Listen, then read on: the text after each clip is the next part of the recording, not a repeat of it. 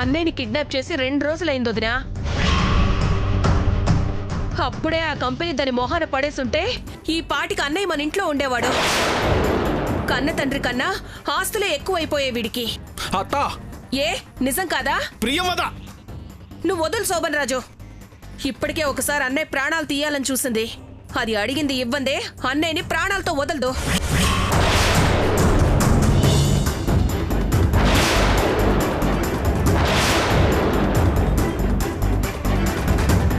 అయినా ఇదంతా మా అన్నయ్య సంపాదించిన ఆస్తే కదా. ఒక కంపెనీ దాని మొహాన కొడితే ఏం పోయిందంట? పెన్ని, ఏం చెయ్యాలో ఏం చెయ్యకూడదో బావగారికి బాగా తెలుసు.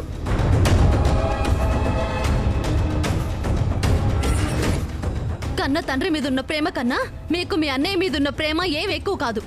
ఏ మా అన్నయ్య మీద నాకు ప్రేమ లేదనుకుంటున్నావా? కంపెనీ దాని మొహాన కొడితే ఏం పోయిందంట?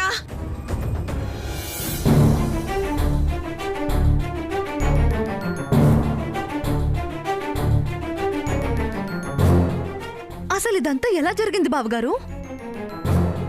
ఇప్పుడు ఆ శశికళ ఏమంటుంది? మావయ్య గారిని ఎలా విడిపించాలి బావగారు? నేనంతా సెట్ చేశాను ధరణి. నాన్నతో మాట్లాడాను కూడా. నాన్నకేం కాదు. నిజం చెప్పరా? మీ నాన్నగారికి ఏం కాదు కదా? క్షేమంగా వస్తారు కదా?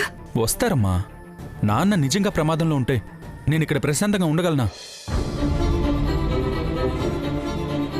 అసలు నాన్న కోసం ఒక కంపెనీ ఏంటమ్మా? ఆస్తి మొత్తమైనా రాసిచ్చేస్తాం. కానీ ఆ అవసరం లేదమ్మా. శశికళ మళ్ళీ మన జోలికి రాకుండా బాగా బుద్ధి చెప్పొచ్చాను. ఏ క్షణంలో అయినా తను వదిలేస్తుంది. నాన్న నుంచి ఫోన్ వస్తుంది.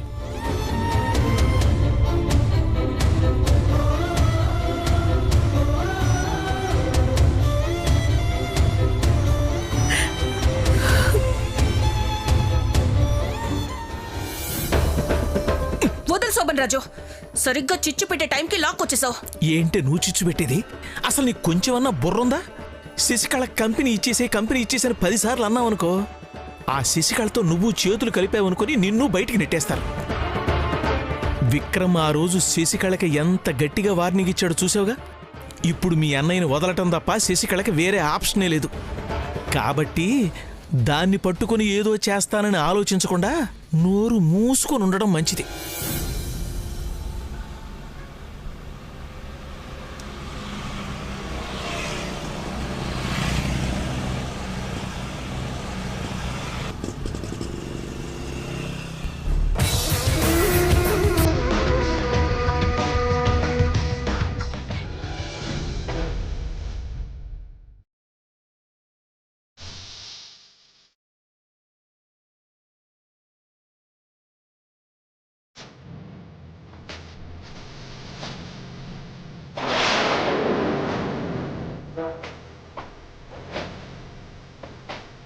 నువ్వెప్పుడొచ్చావు?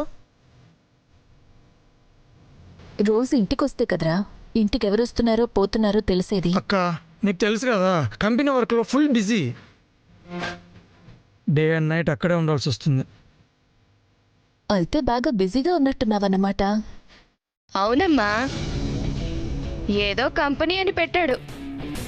అప్పట్నుంచి ఇంతే. చూసావు కదా, నువ్వొచ్చి 2 రోజులైంది. ఇప్పుడొచ్చాడు. ఒక్కోసారి వారం 10 రోజులకైనా రాడు. పిల్లాడెంత కష్టపడుతున్నాడో చూడు.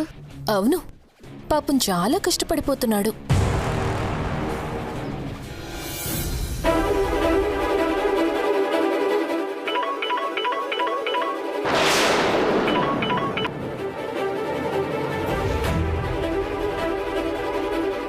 హలో సార్, ఇంట్లోనే ఉన్నారు కదా? ఇంట్లోనే ఉన్నా. ఏమైంది? ఏం కాలేదు సార్, కానీ మీరు మాత్రం కొంచెం జాగ్రత్తగా ఉండండి. కొద్ది రోజులు బయటికి రాకుండా ఇంట్లోనే ఉండండి. ఏం మాట్లాడుతున్నావు? ఇంట్లో ఉండడం ఏంటి? ఇంట్లో అంటే అదే వర్క్ ఫ్రమ్ హోమ్ అంటే ఎలా కుదురుతుంది? సార్, మీరేం మాట్లాడుతున్నారో నాకు అర్థం కావడం లేదు. కానీ నేను చెప్పేది అర్థం చేసుకోండి. మీరు చేసింది చిన్న నేరం కాదు, రేప్ అటెంప్ట్. ఏం కాదులే, అవన్నీ మామూలే, నేను చూసుకుంటా. సార్, దీనంత లైట్గా తీసుకోవద్దు. వాళ్ళకేమో మిమ్మల్ని అరెస్ట్ చేస్తాను, కేసు పెడతానని చెప్పాను. మళ్ళీ మీరు అమ్మాయి జోలికి వెళ్ళినా, బయట ఎక్కడైనా కనిపించినా కేసు పెడతారు సార్. అప్పుడు మీరు లోపలికి వెళ్లాల్సి వస్తుంది, నా ఉద్యోగం పోతుంది. అంత సీన్ లేదు, ఇలాంటివి చాలా చూసాం. నేను చూసుకుంటానని చెప్పాను కదా. సార్ ప్లీజ్, మిగతా వేరు, ఇది వేరు. కేసు అయితే చాలా ప్రాబ్లం అవుతుంది. మీరు మాత్రం బయటికి రాకండి. ఎందుకు చెప్తున్నానో అర్థం చేసుకోండి. సరే, ఫోన్ పెట్టు, నేను తర్వాత మాట్లాడతాను. Okay sir.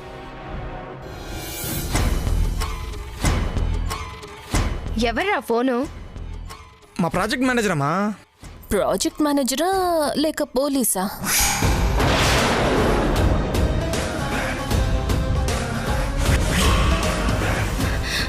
పోలీసా? పోలీస్ ఏంటి? పోలీస్ కదమ్మా, ప్రాజెక్ట్ మేనేజరే.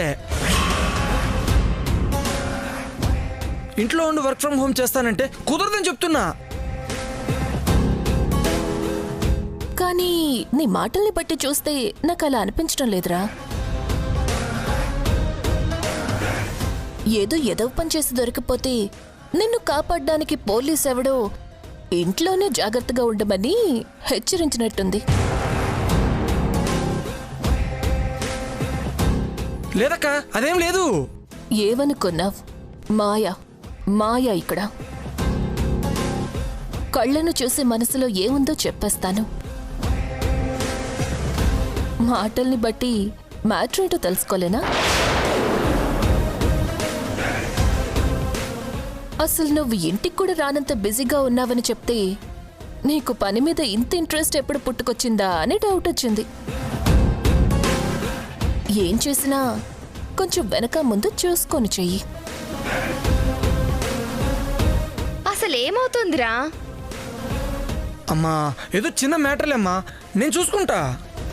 నువ్వేవన్నా చూసుకో, ఏవన్నా చేసుకో, అంతా బయటే అయిపోవాలి.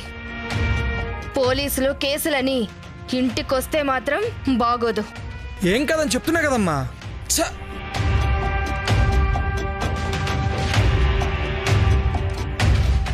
వీడు ఏదో ఒక రోజు కొంప మీదకి తెచ్చేలా ఉన్నాడు మాయా. వయసు ఎటువంటిదిలే పిన్ని, ఆ మాత్రం స్పీడ్ ఉంటుందిలే. నువ్వేం టెన్షన్ పడకు.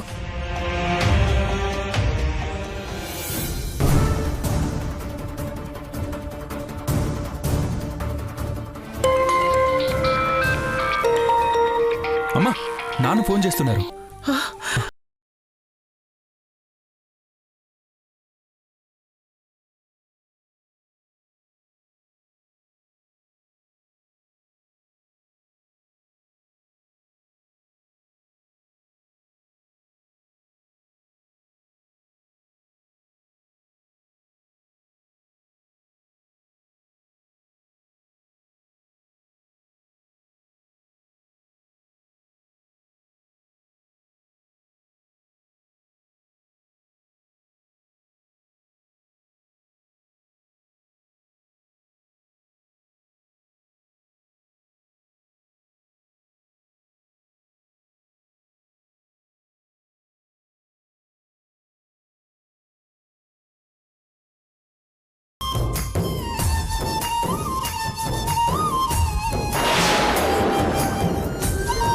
అమ్మ కంగారు పడుతుంది.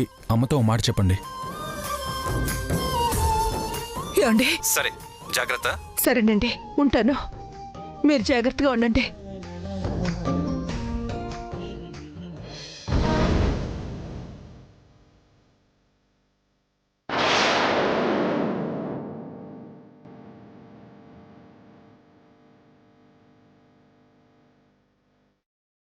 అత్తయ్య, ఇప్పుడు బెంగ తీరింది కదా. మీరు పొద్దున్నుంచి ఏమీ తినలేదంట. కూర్చోండి, భోజనం చేయండి.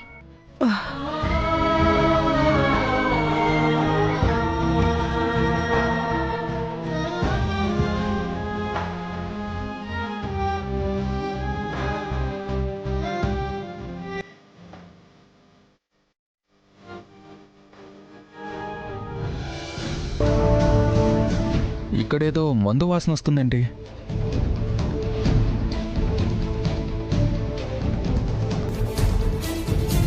అదే మీ అత్తయ్య కాళ్ళ నొప్పులకి మందు రాసుకుందిరా. బహుశా ఆ చేతులతోనే ఈ కూరగిన్నెలు ఇక్కడ పెట్టినట్టుంది. అందుకే ఈ వాసన. అవునా? అసలు అత్త కాలుకేమైంది?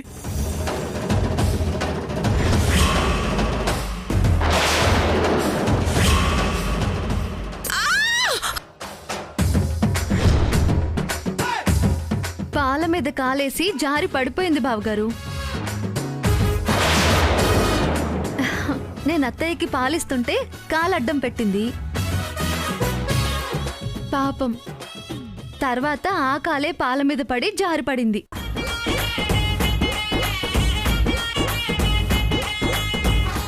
చాలే, చుట్టూ తిరిగి మళ్ళీ నా దగ్గరికే వస్తారు. కామ్గా తినండి. రండి, మనం కూడా తిందాం.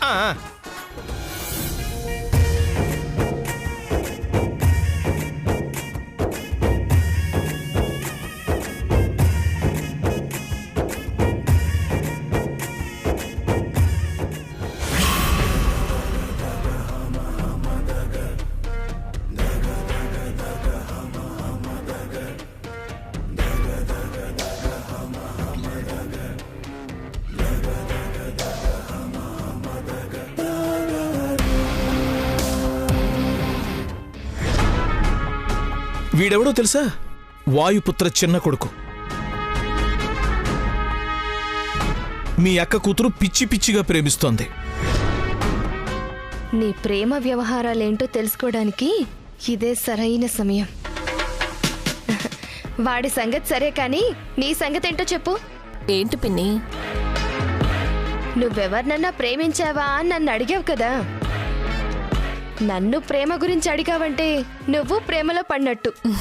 ఎవరిని ప్రేమించావు? ఏంటా కదా చెప్పు. అదా,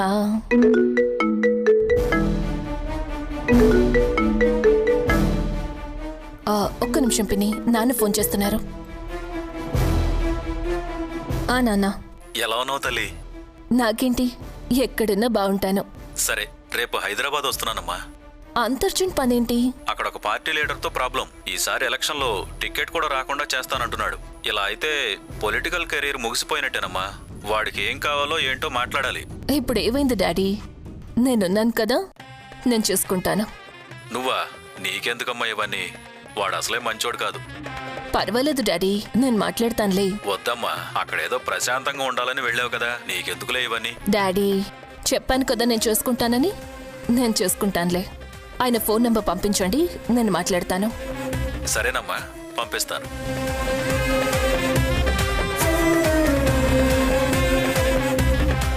ఏమైంది మాయా?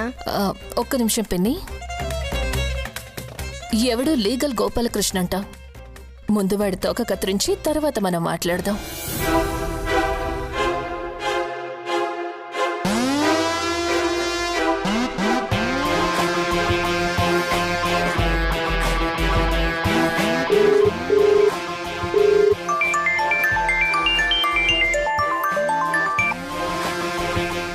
హలో. హలో అంకుల్, ఎలా ఉన్నారు? అంకులా? ఏ అంకులు? ఎవరికి అంకులు? ఎవరు నువ్వు? నేను మాధవరావు గారి కూతుర్ని మాట్లాడుతున్నాను. మాధవరావు కూతురా? నువ్వు ఫోన్ చేసావేంటి? మీ నాన్న చేస్తా అన్నాడుగా, వస్తున్నారా రావట్లేదా? అది మాట్లాడదామని చేశాను అంకుల్. నాన్నకి రేపు రావడం కుదరట్లేదు. నాన్న బదులు నేనొచ్చి మాట్లాడతాను. నువ్వు వచ్చి మాట్లాడటం ఏంటి? నువ్వు వచ్చి మాట్లాడటం ఏంటి? ఇదేమన్నా పిల్లల వ్యవహారం అనుకుంటున్నావా? మీ నాన్నకి ఇష్టం ఉంటే రమ్మను, లేకపోతే బొమ్మను. నువ్వు వచ్చి మాట్లాడుతుంది. నువ్వేంటి మాట్లాడేది? అంకుల్, నేనేం చిన్నపిల్లని కాదు, మాట్లాడుకోవచ్చు. మీరు అసలేం టెన్షన్ పడకండి. టెన్షనా? నాకెందుకు టెన్షన్? టికెట్ కావాల్సింది మీ నాన్నకి. పడితే గిడితే మీ నాన్న టెన్షన్ పడాలి, నేను కాదు. ఆ టెన్షన్ పోగొట్టడానికి వచ్చి మాట్లాడతానంటున్నాను. ఒక్కసారి మీతో మాట్లాడే ఛాన్స్ ఇవ్వండి, మొత్తం మీకే అర్థమైపోతుంది.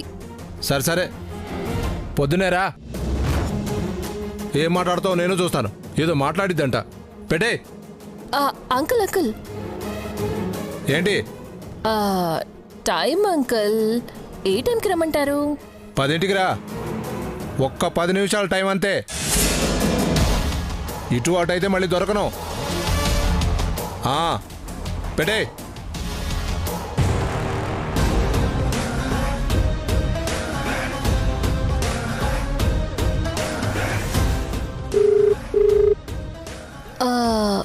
మీతో ఒక పని పడింది యువరాణి.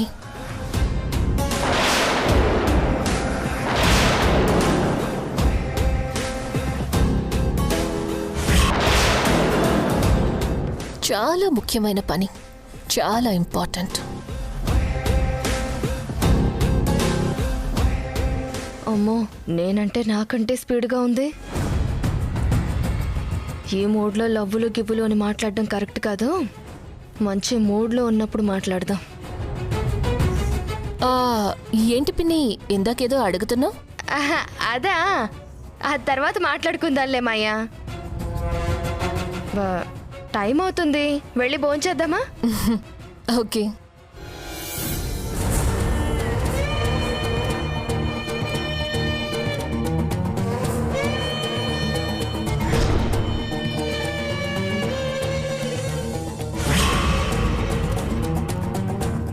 ఏమనుకుంటున్నావు?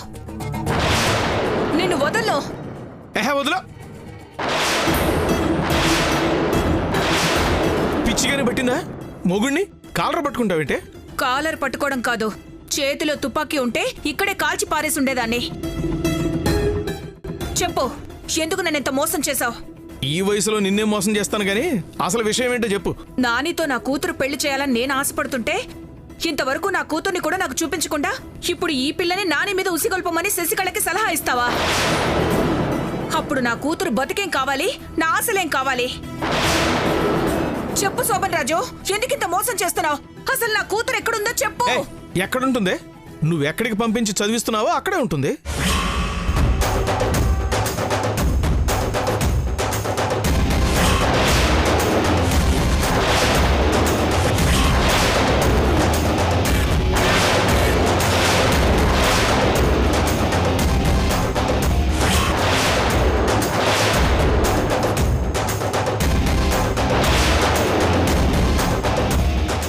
అదేంటి, అప్పుడు నా మీద కోపంతో పుట్టినప్పుడే నా కూతుర్ని నీ చెల్లెల కూతుర్ని మార్చేశానన్నావు కదా?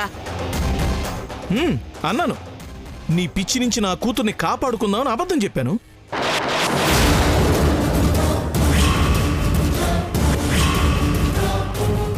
నా చెల్లెల కూతురు నా చెల్లెల దగ్గరే ఉంది, మన కూతురు నీ దగ్గరే ఉంది. నేను నమ్మను శోభన్ రాజు, మళ్ళీ నువ్వేదో మాయ చేస్తున్నావు. నా కూతురికి నానితో పెళ్లి జరగకుండా ఆపాలని చూస్తున్నావు. ఆపు నీ గోల. నానితో పెళ్లి, నానితో పెళ్లి. ఇదిగో ఈ పిచ్చి తగ్గించడానికే ఇంత నాటకం ఆడాల్సి వచ్చింది. ఇదిగో నేను జైల్లో ఉన్నప్పుడు మన కూతురు నాకు రాసిన ఉత్తరం చదువు. నాన్న, ఇక్కడ నేను బాగానే ఉన్నా, బాగానే చదువుతున్నా. మీరు జైలు నుంచి ఎప్పుడొస్తారో తెలీదు, కానీ మీరు వచ్చేంత వరకు అమ్మ దగ్గరికి వెళ్ళాలంటేనే భయంగా ఉంది. నాని బావని పెళ్లి చేసుకోమని బలవంతం చేస్తోంది, కానీ నాకు ఇష్టం లేదు. ఇక్కడ నేను నా సీనియర్ డాక్టర్ని ప్రేమిస్తున్నాను.